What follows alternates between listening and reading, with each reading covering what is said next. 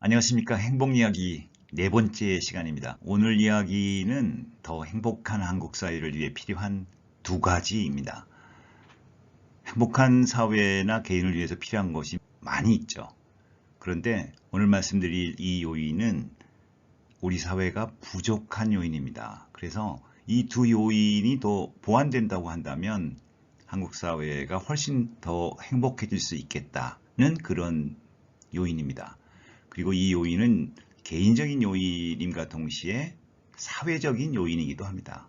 자, 그럼 이 두 가지 요인이 무엇인지 알아보도록 하겠습니다. 시작하겠습니다. 쌍둥이는 떨어져 살아도 같은 행복감을 느낄까요? 왜 엉뚱하게 쌍둥이 얘기가 나왔을까요? 행복감에 영향을 미치는 요인은 크게 유전적 요인과 환경적 요인으로 구분할 수가 있습니다. 근데 만일 쌍둥이가 각각 먼 곳에서 살았어도 여러 가지 환경적 요인이 달랐어도 이들이 같은 행복감을 가지고 있다면 그것은 유전적 요인이 절대적이라는 것을 의미하는 것이죠. 그렇다면 우리가 지금 얘기하려고 하는 환경적, 사회적 요인은 의미가 없는 겁니다. 도대체 얼마만큼 이 유전적 요인과 환경적 요인이 중요한지 많은 연구들이 있었습니다. 여기 미네소타 대학의 쌍둥이와 가족 연구소, 쌍둥이 연구에 있어서는 가장 세계적으로 유명한 연구소죠. 이런 연구들을 비롯해서 이민자 연구도 비슷한 맥락에서 이루어져 왔어요. 이런 연구들을 통해서 결국 특정 유전자가 분명히 존재한다. 그래서 긍정적 감정이나 부정적 감정이 유발된다. 또 일부 연구에서는 한국은 이런 유전자가 굉장히 취약하다. 이런 결과도 있어요. 그런데 그 비율은 어느 정도 될까? 행복 차이의 약 40%가 유전적 요인에 의해서 결정되더라. 어떤 연구에서는 절대적이라고 주장하는 경우도 있고요. 이거보다 적은 비율을 얘기하는 것도 있어요. 대체로 평균을 보면 보수적으로 보면 30%, 일반적으로 얘기하면 약 40%는 유전적 요인에 의해서 결정이 되어진다. 그렇다면 우리는 이 결과를 어떻게 해석해야 될까요? 유전자의 효과가 밝혀졌다 하더라도 사실 이것은 극히 소수라는 거예요. 즉 아직 밝혀지지 않은 부분이 월등하게 많다는 것이고요. 아까 제가 40%라고 말씀을 드렸는데 그렇다면 60%는 환경적 요인에 의해서 결정된다는 것이죠.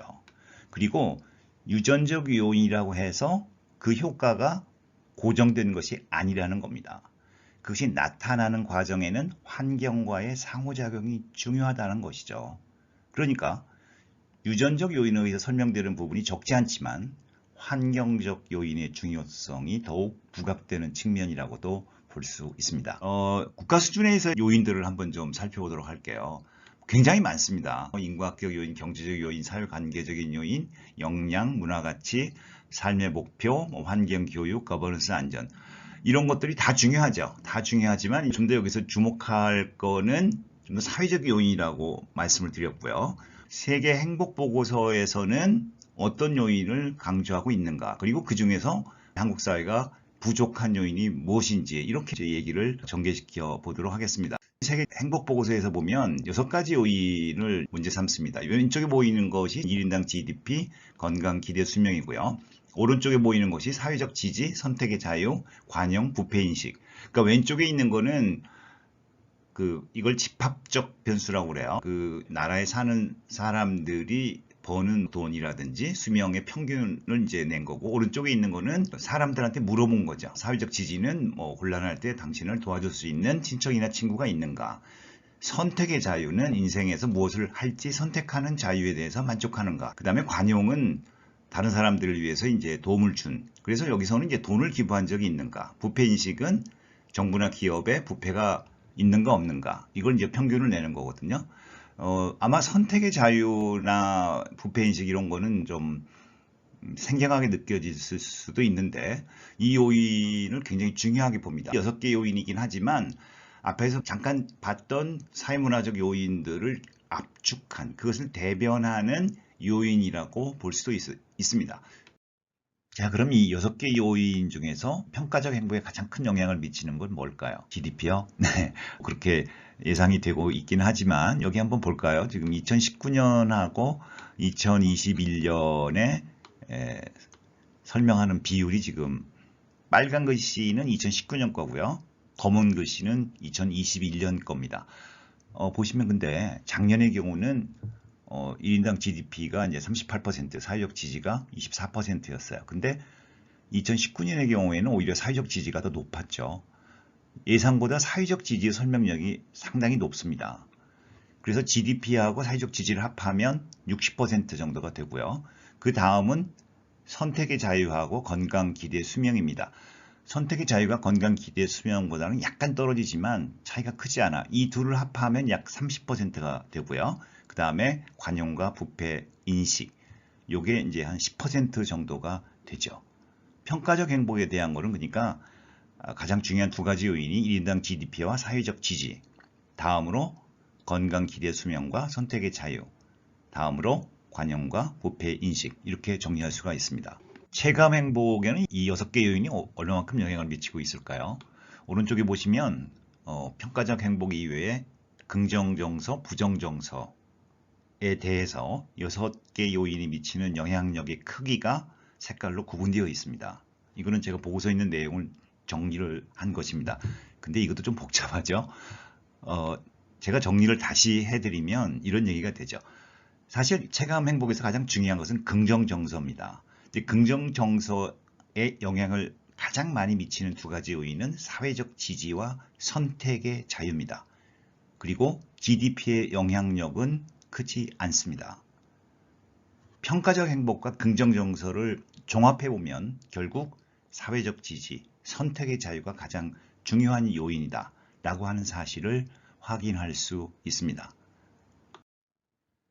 이제 한국 걸 좀 봐야겠죠. 평가적 행복, 긍정정서, 부정정서 이 순위는 앞에 제 영상에서 확인을 해주셨으면 좋겠고요. 일본, 싱가포르, 대만은 이제 우리하고 경제 수준이 비슷한 나라이기 때문에 비교하기 위해서 제가 같이 적어놨습니다. 이거는 순위입니다. 그러니까 1등이 좋은 거고 높을수록 나쁜 거죠. 지금 보시면 어떻습니까? 건강 수명이나 GDP 순위는 양호하죠. 그런데 4개 국가 모두 GDP 순위보다는 평가적 행복이 낮습니다. 사실은. 그래서 동아시아 국가에서 GDP 순위에 행복 순위가 미치지 못한다는 지적도 있죠. 건강 수명은 뭐 대단히 높죠. 1, 2, 3등을 다 차지했네요. 대만은 통계가 없어서 안 나온 거고요. 자, 그런데 우리가 유의해야 될 거는 사회적 지지와 선택의 자유입니다. 한국의 사회적 지지는 85위, 선택의 자유는 108입니다. 아주 낮죠. 그리고 일본, 싱가포르, 대만하고 비교하더라도 굉장히 떨어집니다. 사회적 지지는 대개 다른 국가들은 3, 40위권이죠. 선택의 자유는 싱가포르 같은 경우는 매우 높습니다. 대만하고 일본은 70위권인데 이들 국가에 비해서도 낮다는 겁니다. 다시 말하면 한국은 행복에 대한 6가지 설명 요인 중에서 사회적 지지하고 선택의 자유에서 크게 낮다. 다시 말씀드리면 이 두 가지 요인의 개선이 사회적으로는 가장 중요하다는 점을 명확하게 보여주고 있는 것이죠. 자, 그럼 사회적 지지를 자세히 좀 볼까요? 지금 보시면 왼쪽이죠. 왼쪽에 지금 한국의 평균이 0.8입니다. 이 얘기는 뭐냐면 100명 중에 80명이 내가 곤란할 때 의존할 사람이 있다는 얘기입니다. 20명은 없는 거죠. 국가 평균하고 비슷해요. 한 150개 평균하고 비슷한데 밑에 쭉 보시면 일본, 대만은 약 이 비율이 거의 90% 정도가 됩니다. 아이슬란드, 핀란드 이런 국가들은 96%, 98% 정도가 돼요. 물론 이 터키 같은 경우는 우리하고 좀 비슷한 수준이긴 합니다만 일본, 대만, 싱가포르 이런 나라들하고도 약 10% 정도 차이가 나죠. 연도별로 한번 볼까요? 연도별로 보시면 2008년부터 보면 거의 비슷한 수준을 유지하고 있습니다. 0.75에서부터 0.82까지니까 등락의 폭이 굉장히 적은 편입니다. 한국 사회가 사람들 간의 관계를 굉장히 중시한다고 하는데 사회적 지지에서는 이 정도면 상당히 큰 취약성을 보여주고 있다. 그 원인이 뭘까요? 왜 사회적 지지가 낮은지 물론 상당히 심층적인 이런 분석이 필요하겠습니다만은 일단 몇 가지 원인을 지적할 수가 있어요. 원래 우리의 핵심 지지 집단이었던 가족, 신족 집단이죠. 이 기능이 굉장히 약화됐고요. 경쟁이 매우 심한 사회죠. 이 사회 현실에서 개인적 관계를 유지하기가 어렵다는 점. 그 다음에 집단주의라고도 얘기할 수 있습니다만은 내 집단 의식이 굉장히 강하기 때문에 그 바깥에 있는 타인에 대한 신뢰가 낮습니다.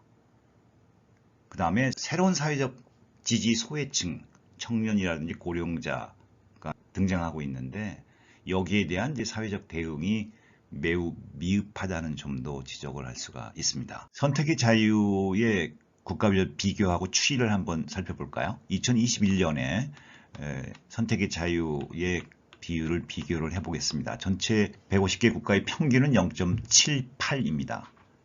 즉 78%가 선택의 자유에 만족을 한다라고 응답을 했고요. 우리나라는 0.71입니다. 이웃 일본, 대만 국가와도 약 10%의 차이가 있습니다. 10%의 차이지만 상당히 큰 차이라고 볼 수가 있습니다. 시기별 추이를 볼까요? 2008년부터 보게 되면 이거는 조금 등락이 있죠. 그래서 2017년 이후에는 상당히 개선이 되고 있긴 합니다. 0.54에서 0.71. 그러나 여전히 다른 나라에 비해서는 선택의 자유의 수준이 낮다. 가장 6개 요인 중에 가장 취약한 요인이다 라고 하는 점을 확인할 수 있죠. 왜 선택의 자유가 낮는지 몇 가지로 한번 일단 정리를 해봤어요. 무엇보다도 장래나 직업을 선택할 때 자율성이 낮기 때문이 아닐까. 젊은 세대에 특히 해당이 되겠지만 그 다음에 일에 있어서도 자기가 하고 싶은 일하고 지금 하고 있는 일과의 괴리가 굉장히 크다는 것이고 그것을 바꾸기가 굉장히 어렵다는 것. 세 번째로는 주변의 압력이나 눈치로부터 자유롭지 못하다는 것. 그러니까 첫 번째가 이제 교육 제도의 문제라고 한다면 두 번째는 고용시장의 문제, 세 번째는 집단주의적 문화. 이런 부분들이 선택의 자유가 낮다고 성원들이 인식하는 원인 내지는 배경이 되었다라고 볼 수가 있겠습니다. 어려울 때 믿고 의지할 사람이 없는 사람의 수가 적어져야 되고 개인의 자유를 느끼지 못하는 사람의 수가 줄어들어야 된다. 이렇게 정리할 수가 있겠는데요. 어떻게 느끼셨습니까? 뭘 다 아는 걸 그렇게 복잡하게 얘기하나 이렇게 반응하시는 분도 계실 거고요. 아니 돈이 제일 중요한데 자꾸 왜 돈 얘기는 하지 않지? 물론 그렇죠. 돈의 부분을 부인하는 건 아닙니다. 그러나 사회적인 요인을 저는 강조해 드린 것입니다. 자, 이제 단풍도 시작이 되고 연휴도 시작입니다. 행복한 연휴 되시기 바랍니다. 오랜 시간 동안 같이 해주셔서 대단히 고맙습니다. 감사합니다.